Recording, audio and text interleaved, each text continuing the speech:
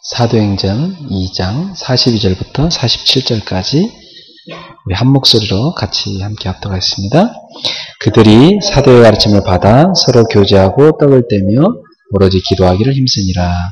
사람마다 두려워하는데 사들로 말미암아 기사와 표적이 많이 나타나니 믿는 사람이 다 함께 있어 모든 물건을 서로 통용하고 또 재산과 소유를 팔아 각 사람의 필요에 따라 나눠주며 날마다 마음을 같이하여 성전에 모이기를 힘쓰고 집에서 떡을 떼며 기쁨과 순전한 마음으로 음식을 먹고 하나님을 찬미하며 또 온 백성에게 칭송을 받으니 주께서 구원받는 사람을 날마다 더하게 하시니라. 아멘.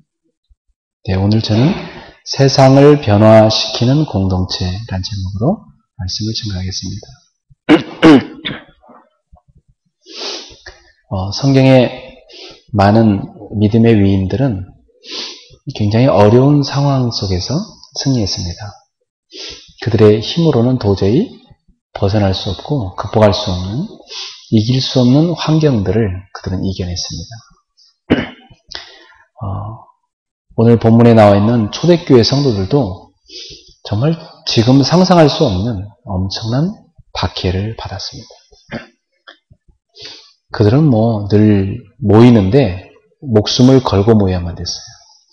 목숨을 걸지 않고는 모이기가 힘들었습니다. 왜냐하면 예수 이름을 모이기만 하면 잡아다 죽였기 때문에 그들은 생명 걸고 모였던 것입니다. 오늘 여러분들 여기 올 때 예배 오면 주의했다는 사람이 있었어요? 없었죠? 여러분 예배 오는데 누가 못 가게 하거나 그런 적 없죠? 누가 감시하는 사람도 없고요. 초대교회 때는요, 비밀리에 왔어요. 항상 눈치를 보면서 정말 엄청난 감시망을 뚫고 통과해서 마가의 다락방에 모였습니다. 그래서 그들은 한밤중에 모였고 새벽에 모였고 그래서 기도했습니다. 오늘날 신앙인들은 별로 신앙생활하는데 어떤 박해나 어려움들은 없잖아요. 그러다 보니까 성경을 읽긴 읽는데 이때 상황과 자기 상황이 안 맞으니까 되게 이해하기 힘든 것입니다. 오늘 여기 우리가 읽은 본문은 엄청난 박해 속에 이러한 일이 벌어진 거예요. 그냥 평범한 시대에 나타난 게 아닙니다. 그럼 오늘 우리는 이러한 평화 시대를 하나님 주신 이유가 무엇인가? 정말로 이 시대에 초대교회 성도들 본받아서 우리가 이들처럼 복음을 위해 살아야 된다는 걸 말씀하고 계십니다. 성경에 요셉이라는 인물 여러분 아시죠? 그는 정말 태어난 배경부터가 독특했습니다. 엄마가 4명이었어요. 그리고 배다른 형제들이 그 주변에 요셉 빼고도 10명이 있었습니다. 딸은 빼고 아들만 합쳐도 그래요. 그러니까 그 독특한 환경 속에서 그가 성장하는데 얼마나 많은 어려움이 있었겠습니까? 또 그런데다가 형들한테 그는 왕따였어요. 나중에 심지어 형들이 그를 애굽의 노예로 팔아버렸습니다. 그는 노예 생활하면서 너무나 억울하고 힘들었지만 그 모든 걸 이겨냈습니다. 나중에 그가 너무 일을 잘해서 그 주인이 그 집안의 모든 살림을 다 맡기는 가정 총무로 세웠습니다. 그런데도 그 집주인 여인의 그 누명으로 그가 억울한 누명을 뒤집어 쓰고 감옥에 들어가게 되지요. 그러니까 감옥 밑바닥에서 그 캄캄한 어둠 속에서 그는 하나님 앞에 엎드려 기도했습니다. 어느 날 하나님은 바로 왕의 꿈을 해석할 사람이 요셉밖에 없음을 알려주셨고, 그래서 요셉이 결국 바로 왕의 꿈을 해석해 주므로 이집트의 모든 것을 요셉에게 맡아서 주관하게 됐어요. 앞으로 7년 동안 풍년이 오고 7년 동안 흉년이 올 것이다. 이것을 하나님이 요셉을 통해서 알아맞추겠습니다. 그 바로 왕의 꿈을 그렇게 해석하게 해줬어요. 그래서 14년 동안 요셉은 나라를 왕을 대신해서 다스리게 됩니다. 왕은 요셉 위에 있을 뿐이지 요셉이 모든 나라를 다 다스렸어요. 그런 상황 속에서 형들도 쌀을 구하러 이집트에 왔고 총리 앞에 서게 됐습니다.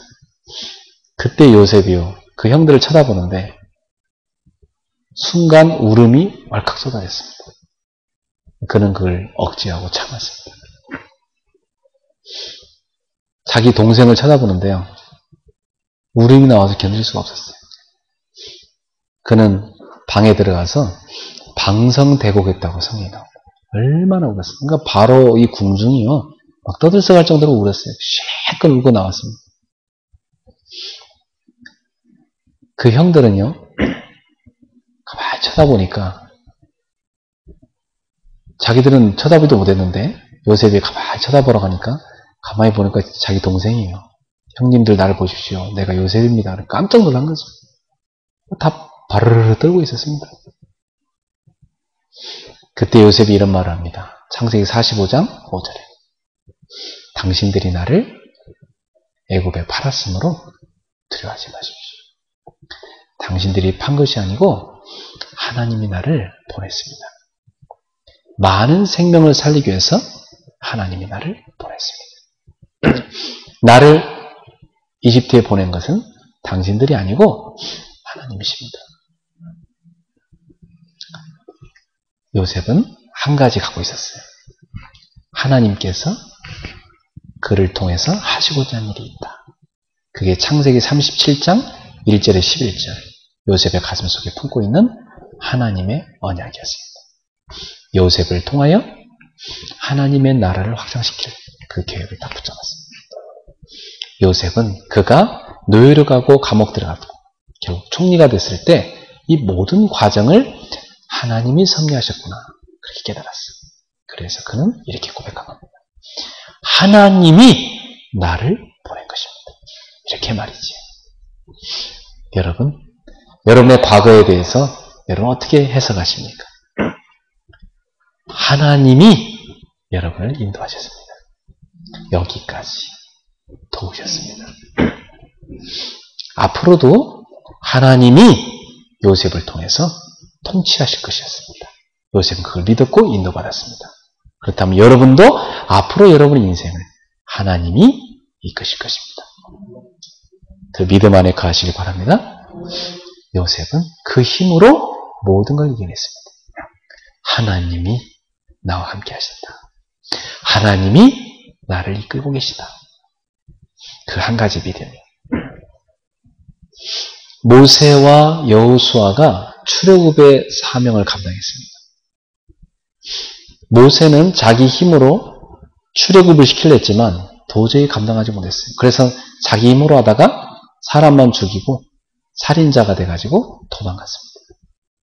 그래서 미디안 광야로 도망갔다가 거기에서 십보라라는 여인을 만나가지고 결혼하게 되죠. 그리고 이드로의 집에 들어가서 사위가 돼가지고 대릴 사위라고 그러죠. 아예 그냥 그 딸만 있는 그 집에 가서 아들 역할을 하면서 먹여 살린 일을 했습니다. 그게 40년을 했어요. 왕궁에 40년, 그리고 광야에서 40년. 모세 나이 몇 살입니까? 80세. 자, 이제 꿈이 없다 할 나이예요. 요셉이 120세까지 살았으니까 자기 생에 이제는 뭐 노후 준비를 해야 되겠다, 이런 나이입니다. 요즘으로 말하면 한 60세 정도? 이제 노후 준비해야 되겠다, 이 나이거든요. 근데 하나님이 그때 모세를 부르셨어요. 모세가 어느 날 양을 치고 있는데요, 어느 그 산에, 그 시내산의 그 언덕에서요, 막 불꽃이 타오르는 거예요. 그러면 불이 난 데서 가봤더니 떨기나무 위에 막 불이 확 타오르는데 떨기나무 하나도 안 상해요. 불이 막 타오르는데. 그 가까이 다가가니까 하나님의 음성이 들려요. 모세야, 모세야, 내가 선 곳은 거룩한 땅이다. 내 발에 신을 벗어라.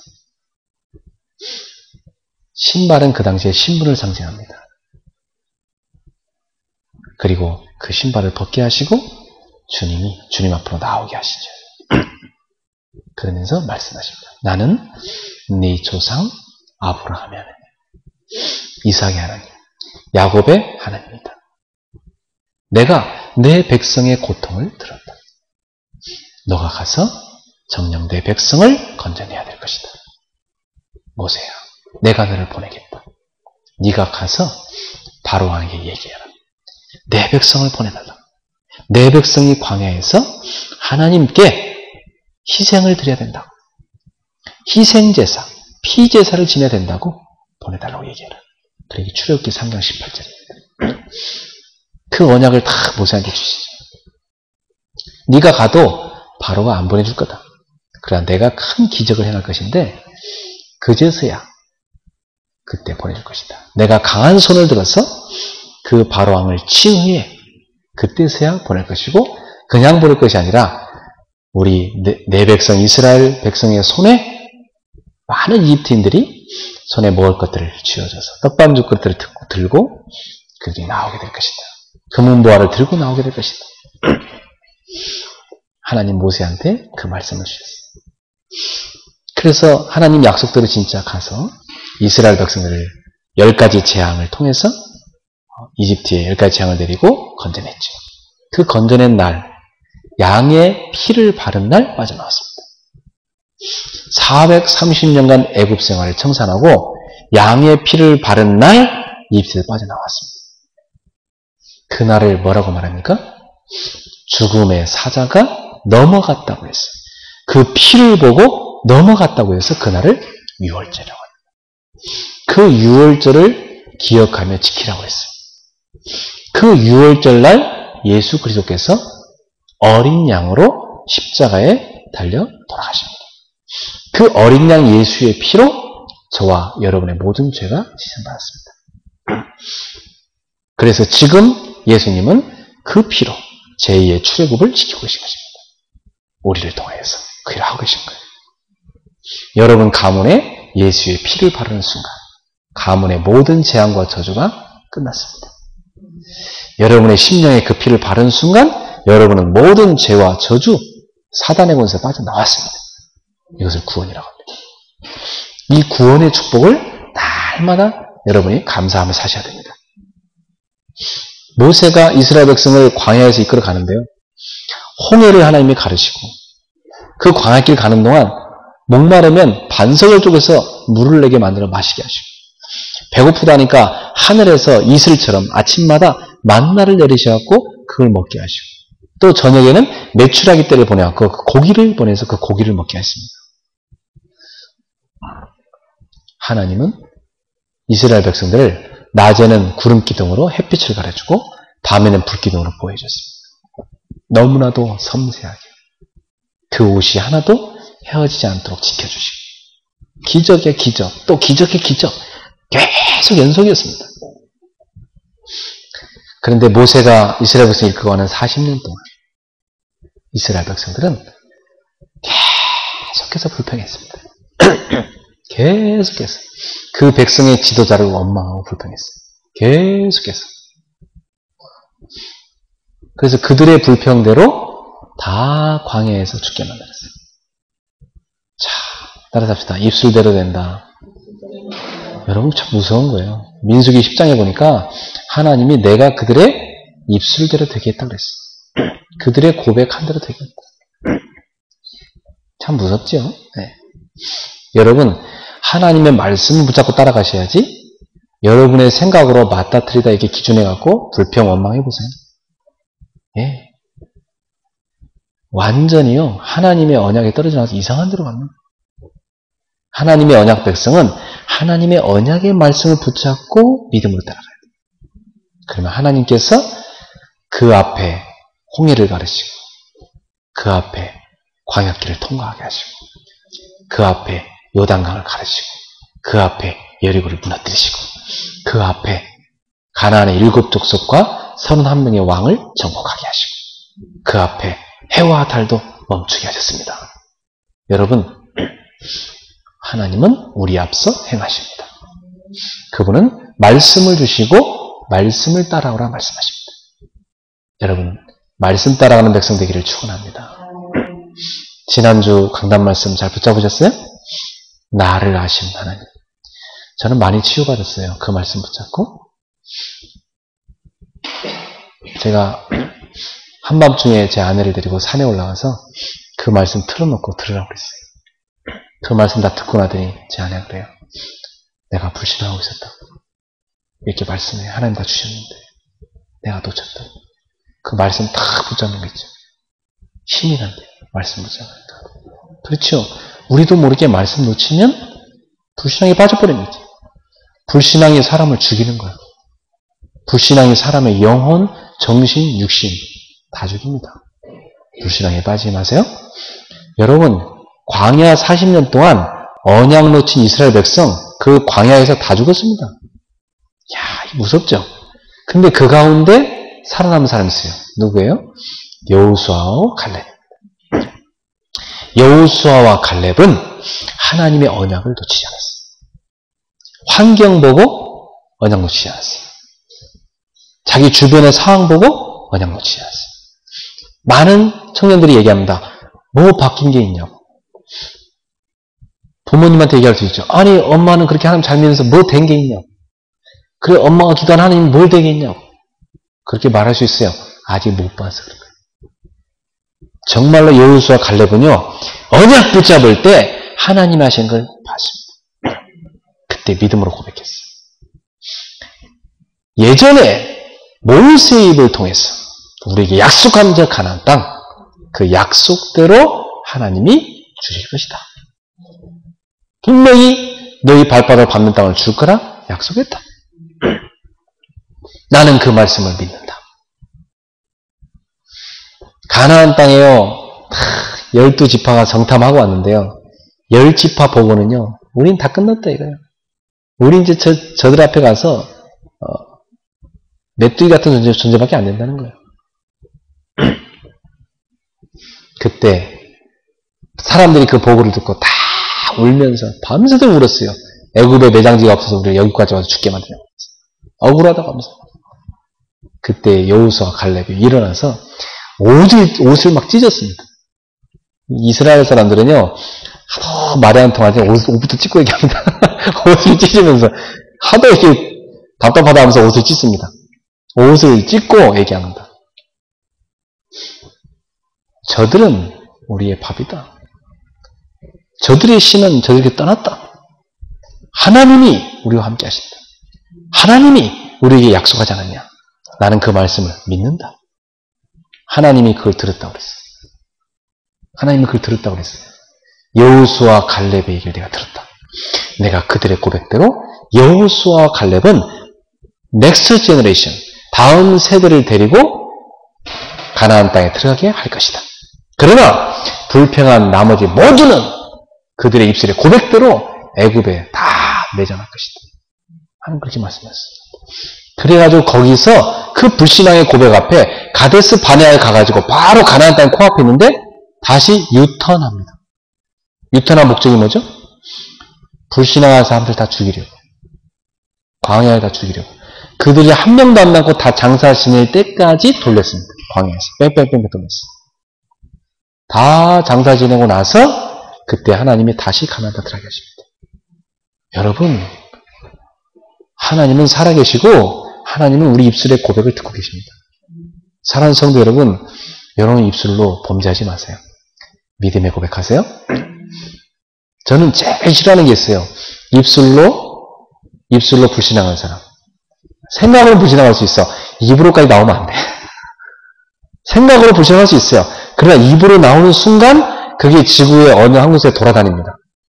입에 탁 나온 그 언어는 지구 가운데 돌아다니다가 이게 어느 날 딱 성취됩니다. 참 무섭죠, 여러분? 사랑하는 성도 여러분, 여러분도 여호수아처럼 모세처럼 언약 붙잡고 환경을 이기시기 바랍니다. 여호수아가 두려웠더니 하나님 말씀했어요. 여호수아야 두려워하지 마. 내가 모세와 함께 했던 같이 너와 함께 있을 것이다. 너의 평생에 너를 등이 당할 자가 없으리니 강하고 담대하라.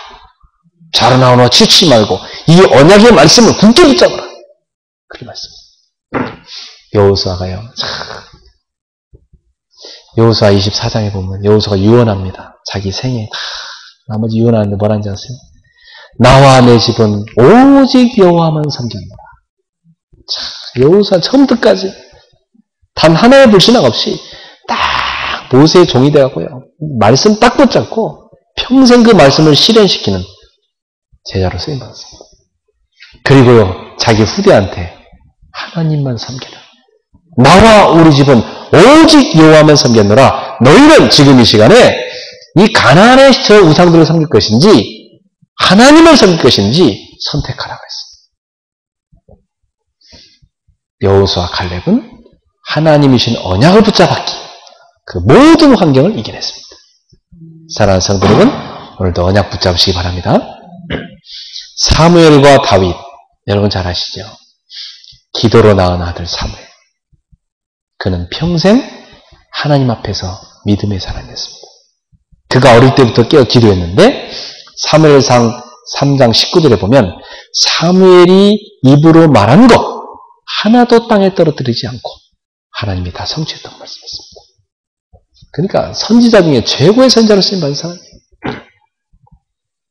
그 사무엘이 세운 다윗이란 제자, 그 다윗이 일생에 한 번 큰 범죄를 저질렀지만 그가 벽이가 썩도록 회개했고 하나님 그 회개를 받으셨고 다윗을 쓰셨습니다.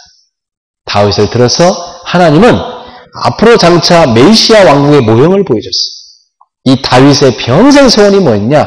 내 아버지 집에 가서 문지기가 되어도 좋으니까 나는 하나님의 집에서 평생 하나님을 앙망하며 하나님을 바라보며 하나님께 예배하는 게 자기 소원이 됐어요.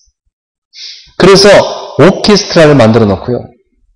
수천 명의 예배위원을 만들어 놓고 그 중에 한 1000명은요. 다 찬양들을 세워서 오케스트라 연주 쫙 하게 만들고요. 아예 그냥 레이지파는 전적으로 예배당에서 예배원 준비하게 하고요. 그는 매일마다 성전불이 꺼지지 않도록 하나님 앞에 나아가서 예배하는 왕이었습니다. 하나님을 높이기를 그의 생애에 가장 중심에 놓고 최선을 다했습니다. 그 다윗을 하나님은 평생 가장 높은 자리에 세우셨습니다. 따라갑시다. 하나님을 높이는 자. 하나님은 그를 따라서 하세요. 하나님은 그를 높이신다. 있습니까? 여러분 하나님을 높이시기 바랍니다. 그분께 예배하는 데 앞장서세요. 그래서 이 다윗은 하나님의 언약궤, 사무엘이 어린 시절에 엘리 제사장 때 언약궤를 블레셋에 빼앗겼어요. 그 언약궤를 블레셋에서 돌아오게 해야 된다. 그 메시지를 사무엘이 다윗한테 계속한 겁니다. 다윗은 그 언약궤를 찾아오게 됐고 그 언약궤를요 모시고 하나님 앞에 예배드리기를 그렇게 기뻐했습니다. 언약궤가 들어오자 다윗은 막 춤을 추는데 바짓가랑이가 벗겨질 정도로 그것도 모르고 막 춤을 출 정도로 기뻐했습니다. 그렇게 하나님의 말씀이 들어온 것에 대해서 하나님께 영광 돌리는 것에 대해서 예배하는 것에서 다윗은 그렇게 기뻐했어요. 오늘 예배하러 올 때 그 기쁨으로 달려오셨습니까? 네, 저 멀리 지방에서 오신 분이 얼마나 열심히 사모하고 달려왔겠어요. 그러니까 여러분이 이 자리에 나올 때 하나님 앞에 믿음으로 쫙 나오는 겁니다. 기쁨과 감사로 말이죠. 그게 하나님의 기쁨이고 우리의 기쁨인 것입니다. 자, 하나님은 그 사람을 평생도록 복을 주시는 거죠. 자, 그 다음에 다니엘과 세 친구 보세요. 이 다니엘이요 사자굴에 던져졌음에도 불구하고 그 사자굴에 들어갔는데 그 사자굴에 던져질 걸 알면서도 깨어 기도했고 사자굴에 던져졌음에도 불구하고 거기서 하나님 앞에 기도하는 거죠. 그런데 어떻게 하십니까 하나님? 그 사자의 입을 막으시고 다니엘을 건져내십니다. 다니엘의 세 친구 쇠를 놓이는 풀불에 던져졌는데도 하나님은 거기서 지키십니다. 그들은요 정말 우리가 상상할 수 없는 엄청난 박해를 받았음에도 불구하고 하나님이 그들의 하나님이시라는 언약 붙잡고 그들은 모든 환경을 이겨냈습니다. 사랑하는 성도 여러분, 오늘 여러분의 환경은 어떻습니까? 너무나 답답하고 힘듭니까? 주위를 둘러보면 하나님이 안 보입니까? 믿음의 눈을 떼시기 바랍니다. 불신앙의 눈을 버리시고 믿음의 눈을 뜨세요. 그때 하나님이 여러분을 향하여 예비해 놓으신 응답이 보입니다. 하나님의 그 어마어마한 계획이 보이기 시작합니다. 그렇게 보여지는 것이 믿음의 눈이라는 겁니다. 마귀는 우리를 공격할 수 없어요. 마귀가 단 하나 공격하는 게 뭡니까? 믿음의 눈을 닫게 만드는 거예요. 불신앙의 눈이 가득해 갖고요. 그 불신앙의 눈으로 갇혀있게 만드는 거예요. 이게 사람 죽이는 거죠. 자, 여러분, 불신앙은 하면 할수록요, 영적으로, 정신적으로, 육신적으로 뭐 굉장한 문제가 찾아옵니다. 따라잡시다. 흑암이 암이다. 이거 흑암이 암이에요. 영적 암이 뭔지 아세요? 그 흑암이에요, 흑암. 이게 불신앙이거든요. 불신앙이 딱 들어와 버리면 이게요, 사람의 인생을 완전히 실패시켜요. 무서운 것입니다, 여러분. 여러분 머릿속에 하나님에 대한 불신앙 조금이나 들어오면요, 바로 잘라내버려요. 알겠죠? 여러분 수준으로 볼 때는 불신앙을 볼 수 있어요. 그러나 하나님의 수준으로 보면 아닌 겁니다. 그러니까 내 수준으로 보고 자꾸 불신하고 있으면 나만 손해요. 빨리 그걸 내려놓고, 아, 그래, 내 수준이 이럴 수밖에 없구나. 이게 나구나 말이지. 이게 내 수준이구나 말이지. 야, 내가 내 수준으로 살다 큰일 났구나. 내가 이게 내 수준으로 인생을 살다가는 정말 하나님 축복 다 놓쳤구나. 야, 이게 내 수준이구나. 이게 내 부모한테 내가 받은 수준이구나. 내가 어릴 때 받은 교육의 수준이고, 이게 내 인격의 수준이구나. 이게 내 지금 믿음이구나 말이야. 야, 이거 큰일 났구나 말이지. 거기서 하나님이요, 나를 치유해달라고. 내 위에 있는 불신앙을 없애달라고. 나를 믿음의 사람으로 만들어달라고. 하나님 나에게 믿음의 눈을 열어달라고. 거기서 울면서 엎드려 기도해야 되는 것입니다. 그때 하나님 우리에게 믿음의 눈을 탁 떼어주는 거예요. 그때 보이기 시작하는 거예요. 아, 하나님의 이런 어마어마한 축복이 준비되어 있었고, 이런 놀라운 축복이 있는 내가 몰랐구나 말이지. 하나님이 그걸 보여주는 거예요. 믿음의 눈을 뜨시기를 축원합니다. 엘리야와 엘리사, 참 외로운 선지자들이었어요. 왜냐하면 그 당시 다 거짓 선지자였거든요. 하나님의 이름으로 일하는데 다 거짓 선지자뿐이었어요. 거짓 선지자가 다 판치고 있었어요. 엘리야만 유독 믿음의 싸움을 싸웠습니다. 엘리야만 진리를 위해 싸웠어요. 거짓 선지자와 단판을 벌여서 엘리야가 승리했습니다. 그들을 다 칼로 쳐서 죽였어요. 850명. 바알 신 섬기는 제사장들, 아세라 신 섬기는 제사장들을 다 칼로 쳐 죽였어요. 그랬더니 노발, 대발, 오른발, 왼발 모든 발 다 내는 여자가 나타났는데 그 여자가 누구예요? 이세벨, 아합 왕의 부인. 이 여자가 모든 이방 종교를 다 갖고 들어왔거든요. 우상 숭배하는 거예요. 그리고 그 제사장들을 장려했고, 그리고 아합 왕 옆에는 간신들밖에 없었고, 아합 왕 옆에는 거짓 선자들밖에 없었어요. 그런데 이 엘리야가 가서 이 이세벨이 키운 그 850명을 다 죽여버렸으니까 하나님이 불을 내려서 하나님의 살아계심을 보여주시고 승리케 하셔가지고, 근데 이세벨이요, 이 엘리야를 죽이겠다고 지명수배령을 내리고 막 찾아났습니다. 엘리야 그 소식을 듣고요, 걸음 하나 살라고 막 도망가면 아니 그 대단했던 하나님의 능력을 체험하는 선지자가요, 참 인간은 연약해요, 그죠? 그렇게 기적을 나놓고도요 당장 죽이겠다니까요 걸음 하나 살라고 도망갔어요. 도망가다 광야에서 엎어졌어요. 엎어져버리니까 광야에요, 요만한 조그만 나무가 있어요, 광야에. 그게 로덴나무란 나무입니다. 로덴나무 안에 머리를 쿡 쳐박고요, 주여 할 수 있거든, 이제 나 다 했으니까 날 죽여주십시오 합니다. 나 이제 더 이상 못하겠습니다.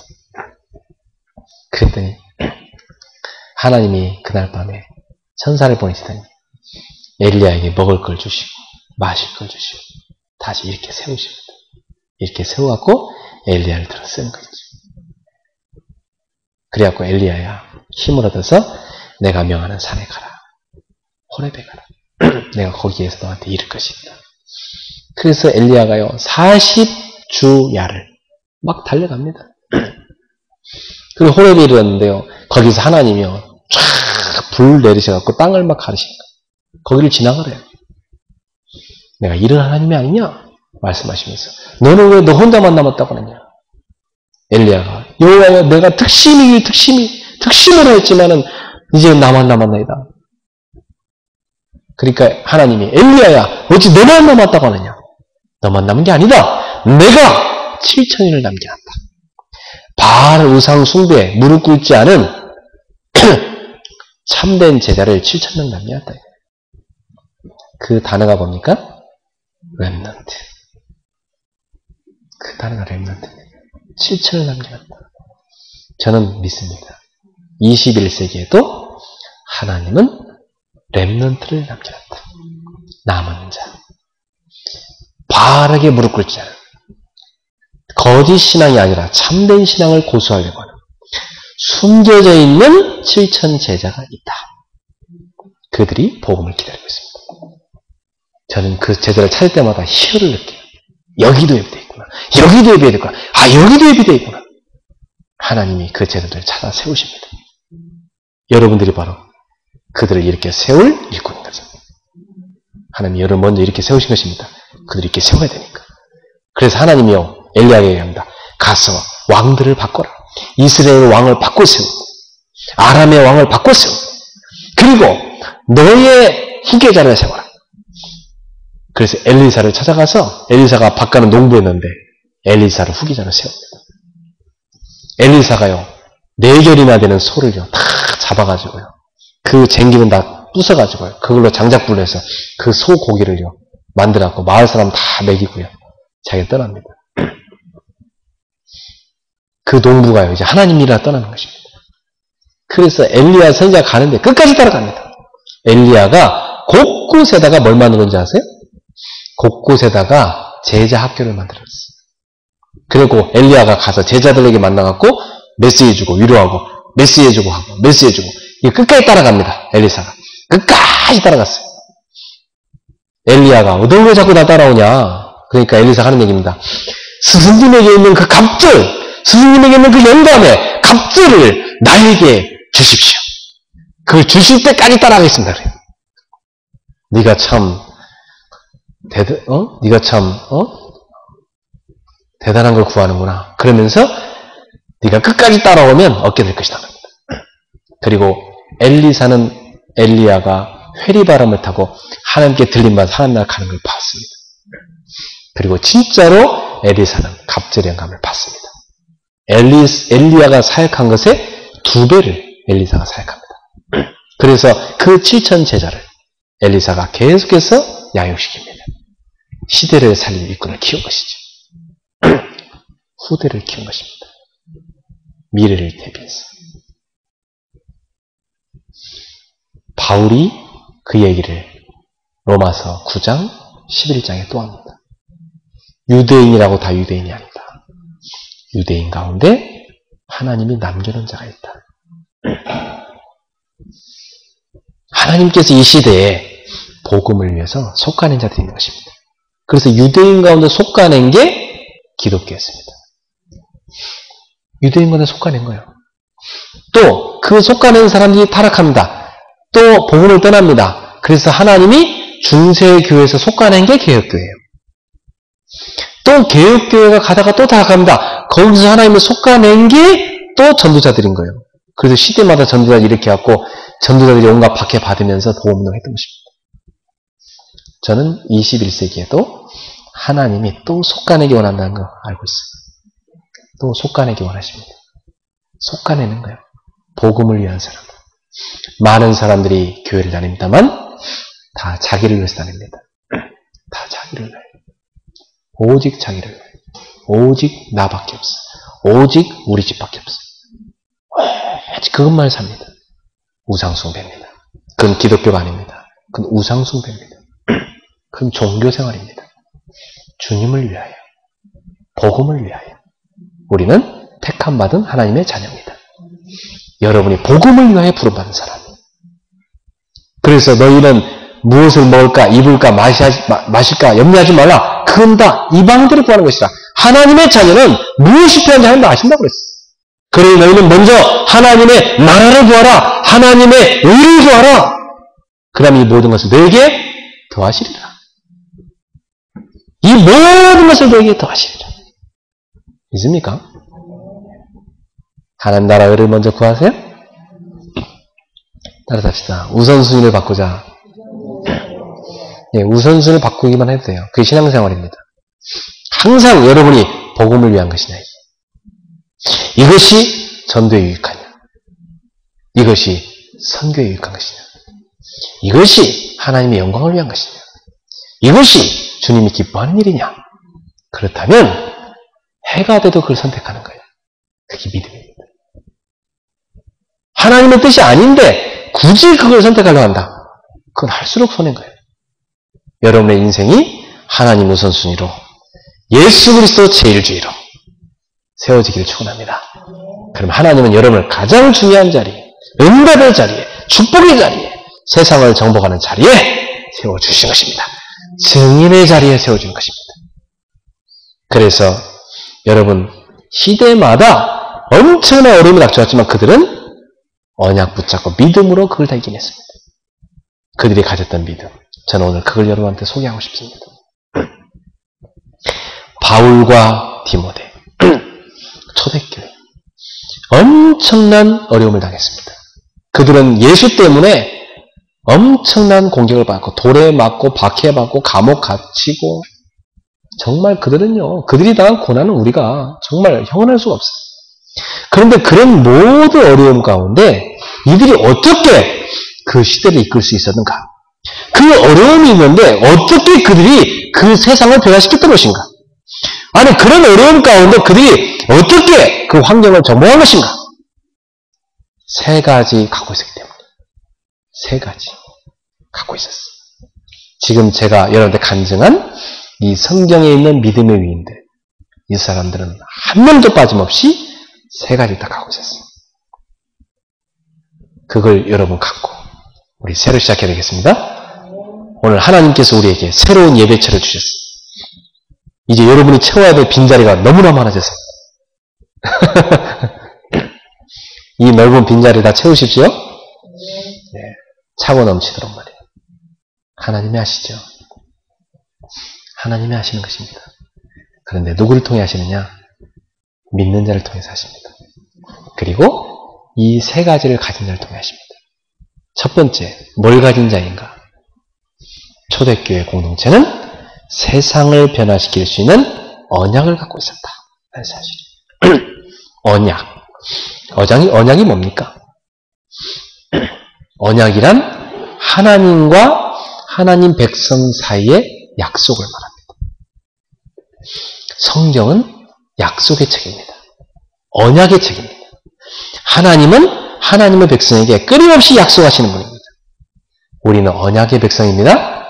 하나님께서 우리와 약속을 체결하셨어요. 창세기 2장 15절부터 17절에 보면 아담과 언약을 체결하십니다.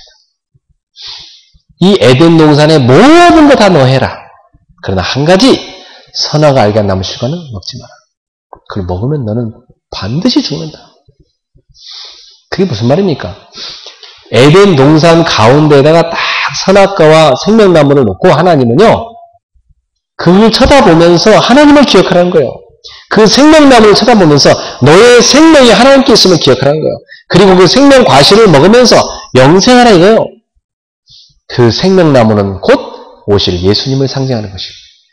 선악과를 쳐다보면서 하나님과 너의 약속을 기억하라 이거예요.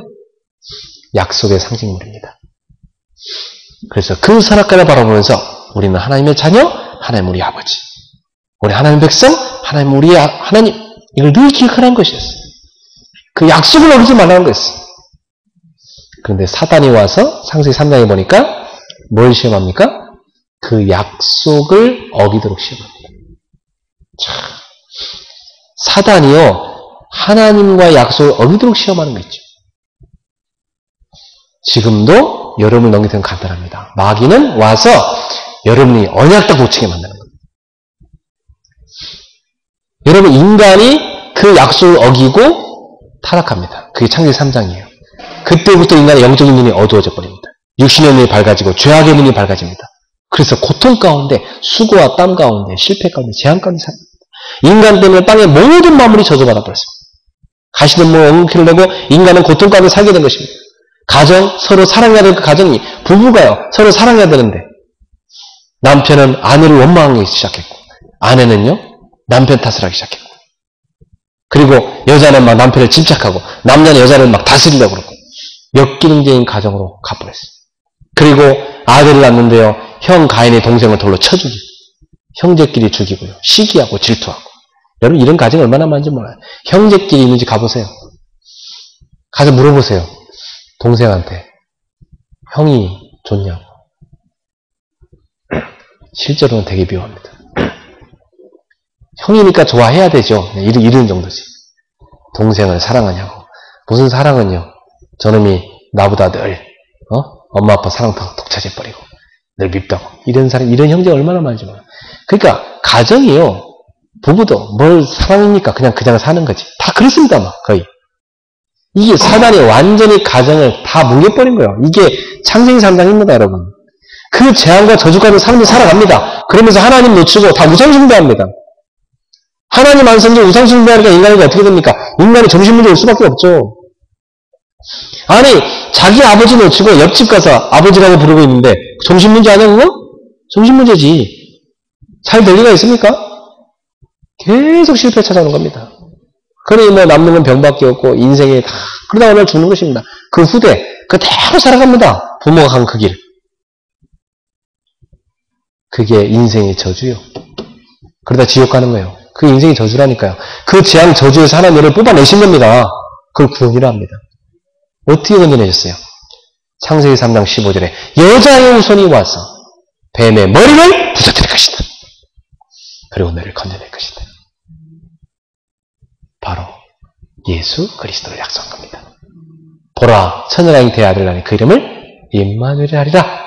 이사야 7장 14절에 그 약속대로 마태복음 1장에 보니까 마리아의 몸에 성령으로 잉태해 오신 분이 계시대. 그분이 예수님.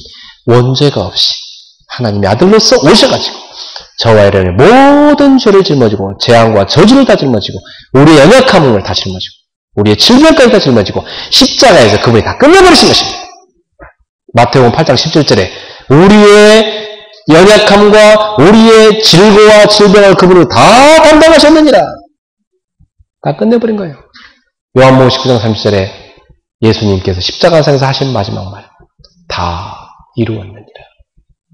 따라서 합시다. 주님의 십자가에서 나의 모든 죄와 저주와 재앙과 질병과 모든 연약함은 다 끝났다.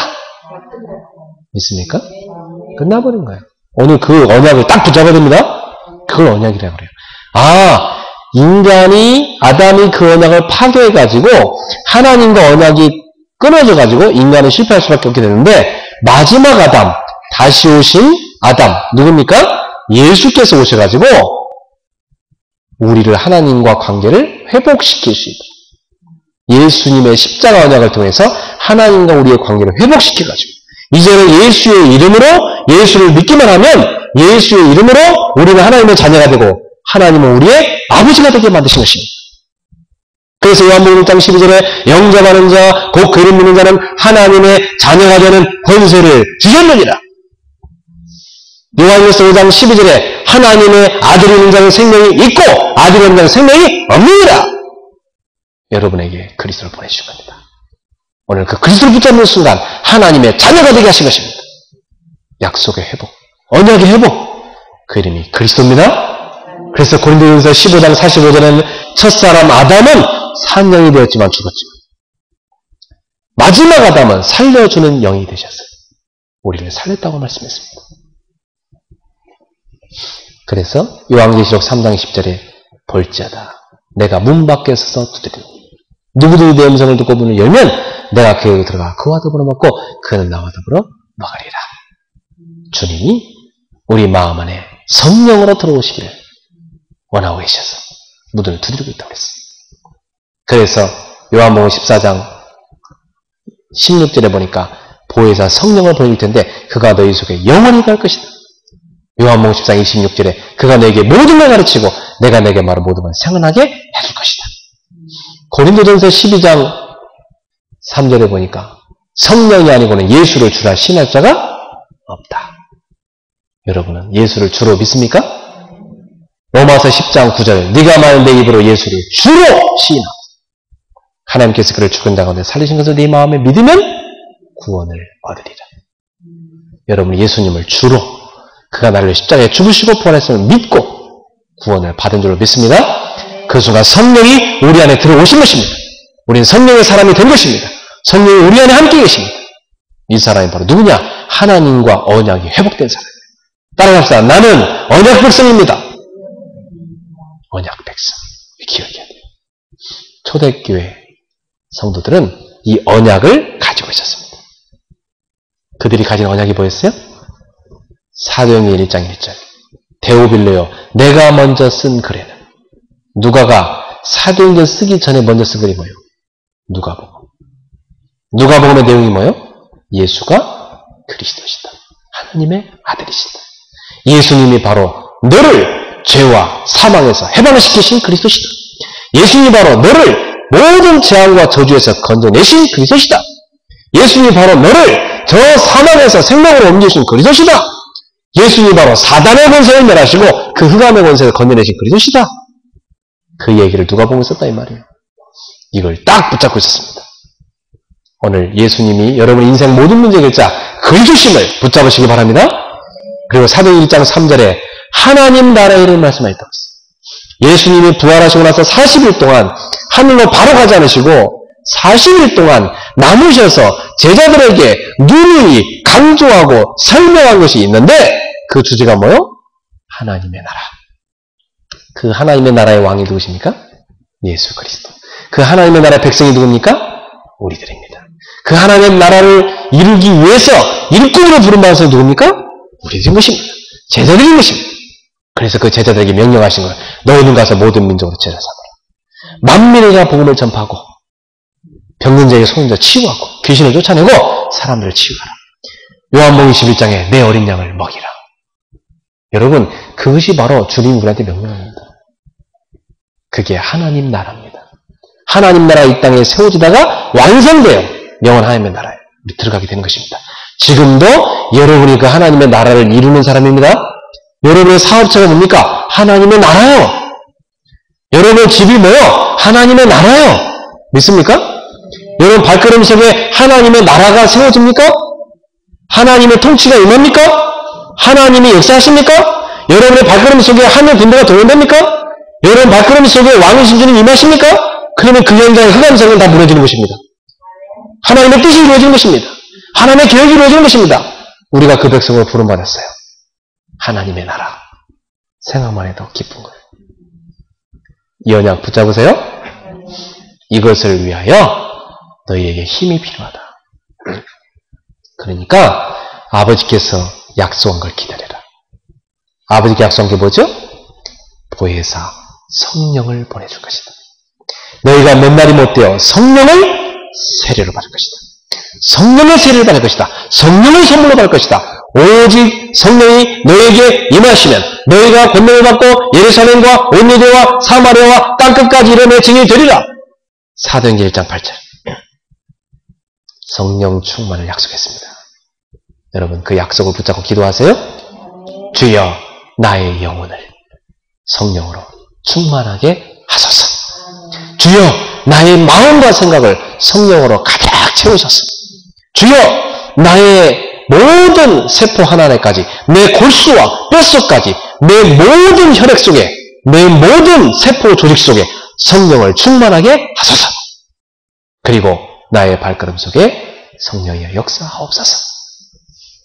이것이 여러분이 붙잡아야 될 언약입니다. 이 언약을 붙잡으세요. 이게 초대교회가 붙잡은 언약이에요. 이걸 붙잡은 사람들은 모든 환경을 이겼습니다. 세상을 변화시켰습니다.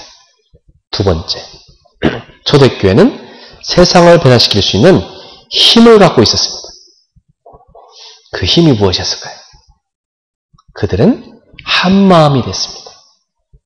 원네스가 됐어요. 공동체가 됐어요. 한마음. 그들은 기도의 힘을 갖고 있습니다. 기도를 쉬지 않았습니다. 지속했습니다. 기도에 힘썼습니다. 그 결과 그들은 성령의 역사 속에 들어갔습니다. 그게 그들의 파워였습니다. 오늘 성도 여러분, 이 힘을 회복하시기 바랍니다. 사도행전 1장 14절 저희가 더불어 마음을 같이하여 오로지 기도에 힘씁니다. 사도행전 2장 1절 4절 다 같이 한 곳에 모였더니 사도행전 2장 42절 저희가 사도의 가르침을 받아 떡을 떼며 서로 교제하며 오로지 기도하기를 힘씁니다. 사도행전 3장 1절부터 12절을 보니까 제9시 기도 시간에 베드로와 요한이 성전에 올라갔어요. 사도행전 4장 23절부터 35절에 보니까 그들이 듣고 한 마음으로 하나님께 소리를 높여 기도했습니다. 어떤 일을 합니까? 여러분, 성령이 바람같이 불같이 임하셨고 베드로와 요한이 기도할 때 40명 앉는 이렇게 세웠고요. 사도행전 4장에 이들이 모여서 기도할 때 모인 곳이 진동했고요. 저희가 성령 충만을 받아 담대히 나가서 복음을 외쳤습니다. 사도행전 6장 4절에 보니까 사도들이 얘기합니다. 우리가 하나님의 일을 제껴놓고 구제하는 일, 봉사하는 일, 우리가 지금 이런 일만 하고 있는 것이 옳지 않다. 우리는 기도하는 것, 또 말씀 사역에 전무해야 되겠다. 하나님이 이거 하라고 했다. 우리는 오로지 기도하는 일과 말씀 사역에 힘쓰리라. 그래서 주의 종들은 그 일을 집중했던 것입니다. 사랑하는 성도 여러분, 제가 이 자리에서 여러분한테 다시 하나 부탁합니다. 저는 전도자입니다.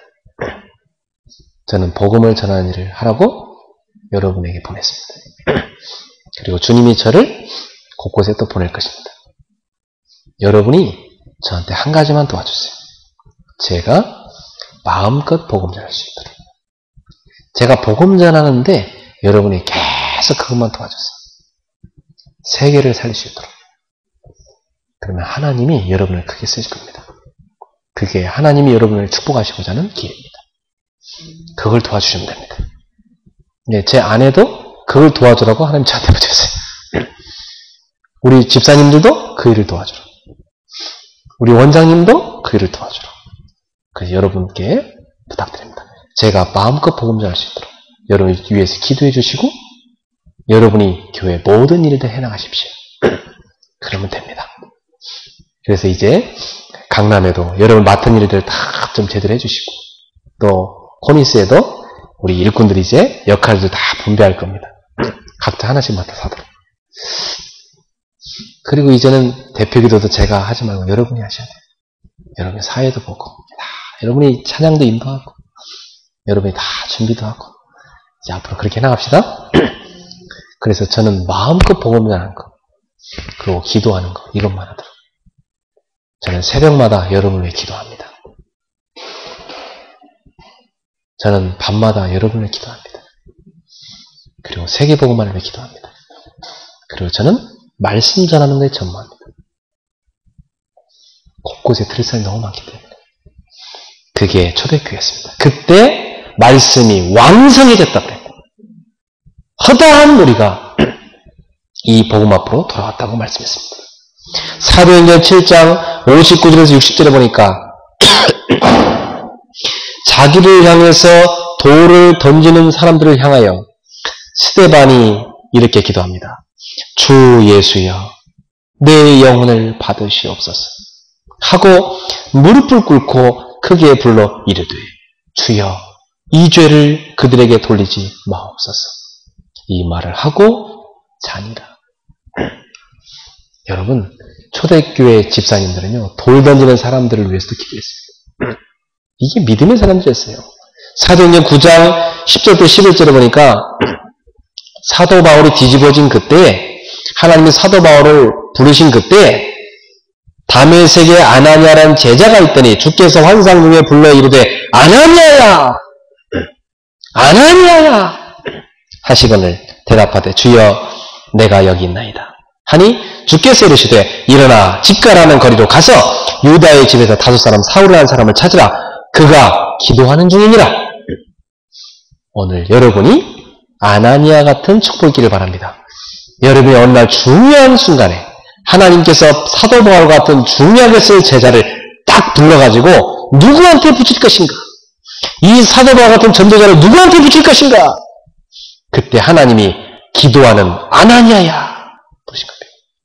여러분이 기도하는 그때에 놀라운 하나님의 일이 일어납니다.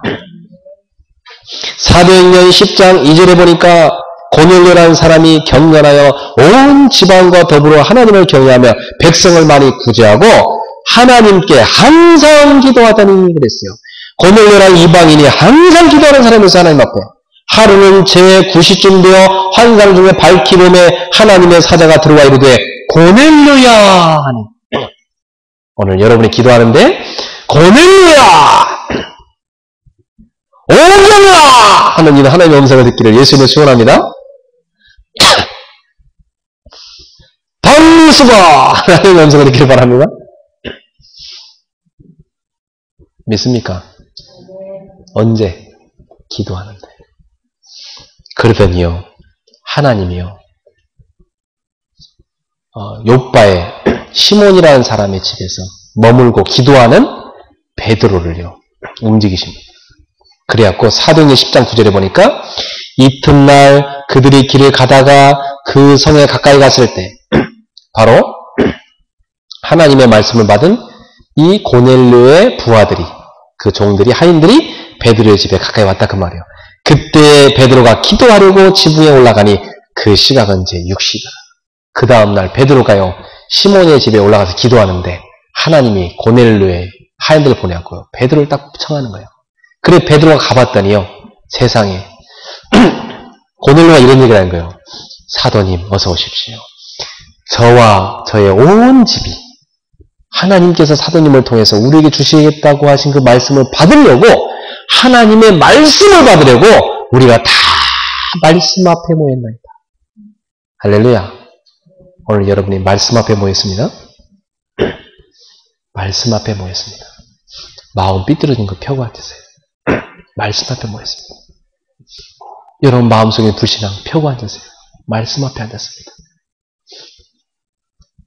하나님을 조금이라도 믿으면 되는데 그걸 못 믿게 하는 사단의 그 속임수를 예수님을 꺾어버리시고 믿음으로 하나님 앞에 나오시기 바랍니다. 말씀 앞에 있어요. 그래갖고 하나님이 고넬료 온 가족을 살리는 거 있죠. 사도행전 11장 21절에 보니까 안디옥에 제자들이 전도운동하는데요. 주의 손이 그들과 함께 하시매 수많은 사람들이 믿고 주께 돌아오더라. 여러분 주의 손이 여러분과 함께 하시길 축원합니다. 주의 손이 우리와 함께 하십니다. 사도행전 12장 1절에서 25절에 보니까 베드로는 옥에 갇혔고 야고보는 순교했고 이런 상황 속에서 교회는 그를 위하여 간절히 하나님께 기도하더라. 여러분 사도 베드로가 감옥 갇히고 막 사도들이 막 지명수변에 떨어지고 막 공격당할 때 헤롯 왕이 칼을 들어서 막 죽이려 할 때 교회는 모여서 전도자를 위해 기도했습니다. 그때 어떤 일이 일어나죠? 핍박자 그 헤롯 왕은 하나님이 벌레 하나를 보내갖고 벌레 하나가 들어갔는데 죽어버렸어요. 여러분 하나님은요 박해하는 자, 복음 방해하는 자, 벌레 하나만 보내도 없애버립니다. 알겠습니까? 우리는 박해자를 무서워할 거 없어요. 누구를 더 무서워하라고 했어요? 하나님을 무서워하라고 그랬어요. 전능하신 하나님을 무서워하라. 사람의 몸뿐 아니라 영혼까지 멸하시는 하나님을 두려워하라고 그랬어요. 우리는 그런 하나님의 자녀입니다. 하나님 앞에 딱 서셔야 돼요. 사도행전 13장 1절에서 4절에 보니까 바울과 초대교회 로마 초대교회 이 안디옥 교회 일꾼들은 모여서 선교사를 파송하기 전에 금식하면서 기도했다고 그랬어요. 얼마나 간절히 기도했더니 그때 선교사로 바울과 바나바를 하나님 딱 파송하십니다. 여러분 초대교회는 모든 것을 기도로 준비했어요. 모든 것을 기도로 진행했어요. 모든 순간순간마다 그걸 모여서 기도했습니다. 모여서 기도하십시오. 바쁩니까? 모여서 기도하십시오.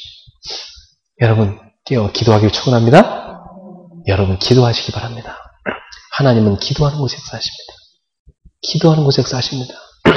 우리 여기 베델에 모인 공동체 여러분, 오늘부터 기도하는 공동체 되기를 예수님으로 축원합니다. 여러분 모여서 기도하셔야 돼요. 떨어져 있어도 기도하셔야 돼요. 움직일 때마다 깨어서 기도로 다 하나 되는 공동체가 되기를 주의 이름으로 축원합니다. 사도행 16장 10절 바울이요 아시아로 가려고 하는데 성령이 환상을 보여줘서 막으세요. 마게도냐로 가라고. 성령이 인도입니다. 오늘 우리가 여기 온 것도 성령이 있는 줄로 믿습니다. 하나님이 움직이는 겁니다. 왜? 더 급한 데가 있으니까 움직이는 거예요. 제 아내가 그래요. 여보, 우리가 옛날에는 이곳에 예배드리고 또 저쪽 가서 예배드리고 또 저쪽 가서 예배드리니 이제는 또 행당동까지 가게 하시네.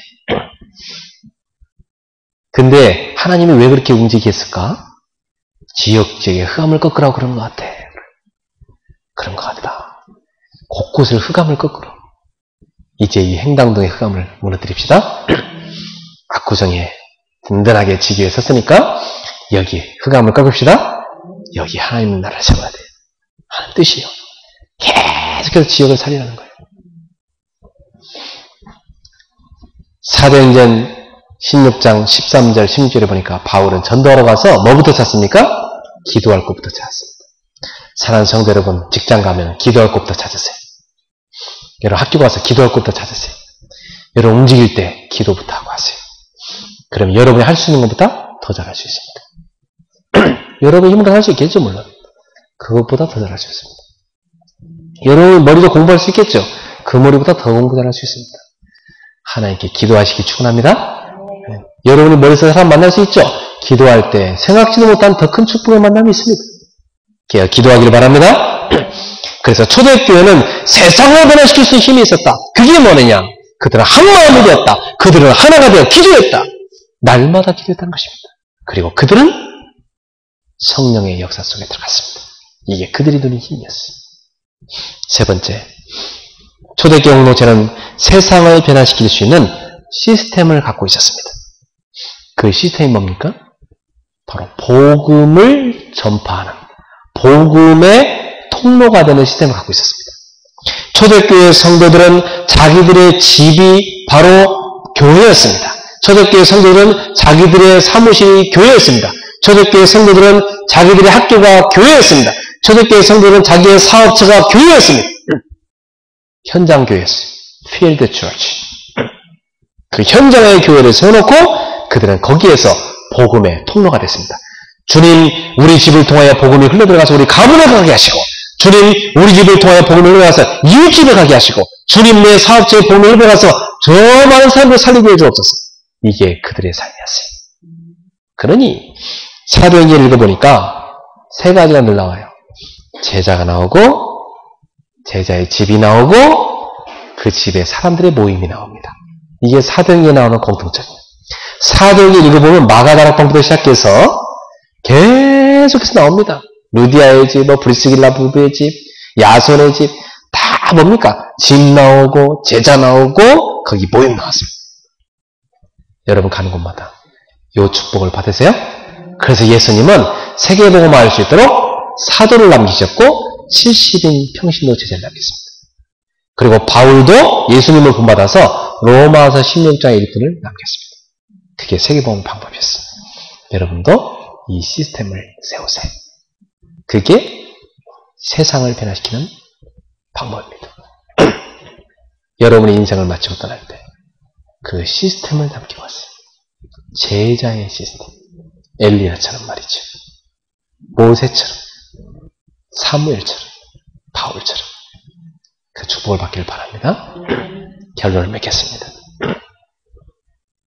초대교회는 이 세 가지를 가지고 세상을 변화시킬 수 있는 언약, 세상을 변화시킬 수 있는 힘, 세상을 변화시킬 수 있는 시스템, 이 세 가지를 가지고 일심, 전심, 지속으로 나아갔습니다. 그게 오늘 본문에 나오죠. 저희가 사도의 가르침을 받아 서로 떡을 떼 서로 교제하고 기도하기를 오로지 힘쓰니라.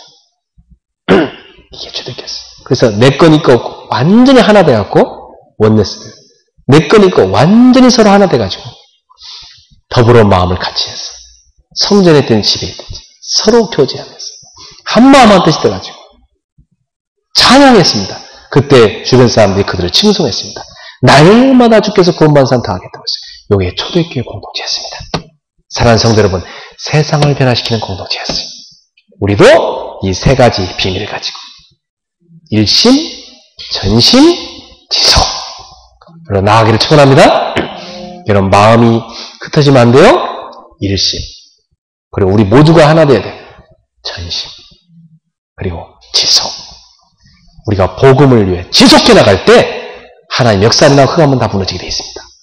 중간에 포기하지 마세요. 우리 모두 한 가지 마음, 한 마음이 됩시다. 그리고 우리 모두 전력을 다하는 전심을 합시다. 그리고 지속합시다. 따라서 합시다. 주님 오시는 그날까지 복음을 위하여 살게 하소서. 주님 오시는 그날까지 복음을 위하여 기도하는 사람 되게 하소서. 주님 오시는 그날까지 복음을 전하는 자가 되게 하소서. 그 축복 누리기를 축원합니다. 기도합시다. 주님 감사합니다. 초대교회 공동체는 하나님이 주신 약속의 말씀, 언약을 붙잡고 세상을 변화시켰고 하나님이 주신 놀라운 기도의 힘을 한마음이 되어 누리면서 성령 역사 속에 들어가서 세상을 변화시켰으며 초대교회 공동체는 세상을 변화시킬 수 있는 시스템을 세워서 현장을 뒤집어서 살렸습니다. 하나님, 우리들도 이 세 가지 비밀의 소유한 자가 돼서 일심, 전심, 지속으로 주님 오시는 그날까지 우리가 하는 모든 현장을 변화시킬 수 있는 변화의 주역들이 되게 하여 주옵소서. 주님의 제자들이 되게 하소서. 그 일을 감당할 수 있는 믿음과 증거와 힘을 더하여 주옵소서. 예수님의 이름으로 축복하며 기도하옵나이다. 아멘.